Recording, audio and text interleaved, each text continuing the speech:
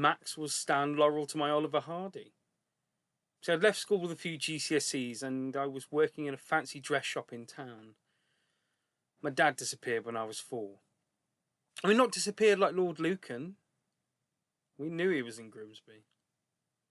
My mum was keen for me to get some kind of qualification. She said, wouldn't it be good to go and study something at evening class? So I did. I went and studied comedy. Mum thought I was studying carpentry. It's tough aspiring to the profession of Jesus, I thought. I walked into this brightly fluorescent room of a gloomy Tuesday evening. I mean, now I describe myself as an extrovert, but with inwardly complex neuroses. To walk into a room full of wannabe comedians is no small feat. I mean, I've got size 9s if anyone's asking. And there were people there already. I saw an empty seat next to this lanky lad. All right, if I sit here. He indicated to sit. And as he did, he went to move the chair out from under me. Aha! Can't kid a kidder. It's quite the introduction. I'm Max. Is that your real name? That's what everyone calls me. Well, who are you named after? Max Bygraves? Max Wall? Mad Max? I'm very much my own Max. Wow. That told me. You can't really learn comedy. You've either got it or you ain't. Thus began my lessons in comedy. Call yourself a teacher then, somebody shouted out.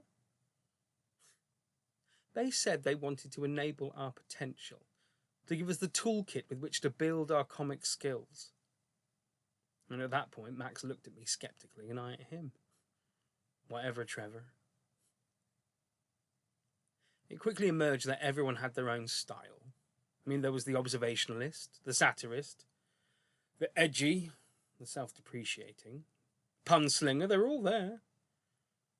See, I didn't really feel like I belonged to any of these categories that were still considered fashionable. Because my shtick was slapstick. And I knew from the get-go that I'd found a comedy partner in Max. I mean, once we got through our 10 weeks of our course in comedy, I mean, we were none the wiser, but we knew we had to perform together. In the last week of the course, we had to perform a routine. There was an evening for friends and family of the class to come along and watch. We were the only pair. I mean, at first they didn't know what to make of us. I mean, no wry observations on how difficult parenting turns out to be. No biting wit on the state of the nation. We were just a couple of fools with a sketch of physical misdemeanor. Time to perfection, I might add. We started doing comedy clubs. I mean, always a similar reaction to start with. I mean, who were these buffoons? But by the end, we had them howling with laughter. Because they realised, when they let go, that slapstick is the most pure form of comedy. Some people said we were the generation Y, Laurel and Hardy. And I wouldn't begin to argue with that. We managed to get a summer residency in Eastbourne, and the Chuckle Brothers had played there the summer before, so we knew we'd been given a real opportunity. It was a golden time. In hard work, of course, 2 shows a day, 3 on weekends. Mondays off. But the ice cream on the beach, a VIP pass to the crazy golf, but most of all, the bonhomie.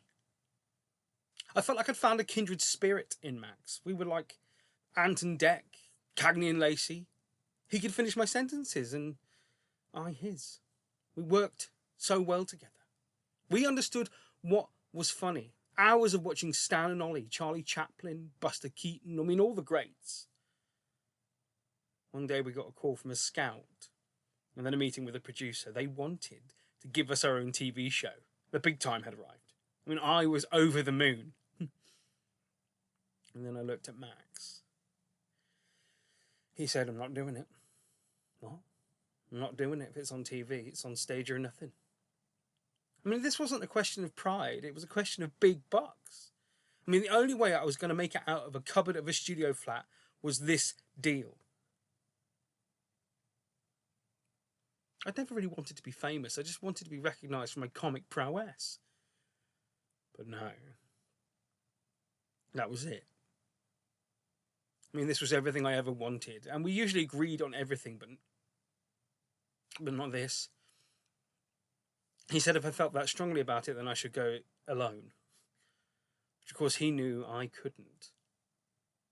I needed him. And he needed me. But rather than just go back to the live circuit, Max disappeared. He didn't return my calls. I felt like I imagined Barry Chuckle did when he lost his brother Paul. I felt like I lost a limb, but I was never going to end up competing in the Paralympics. Sorry. It's an awful joke.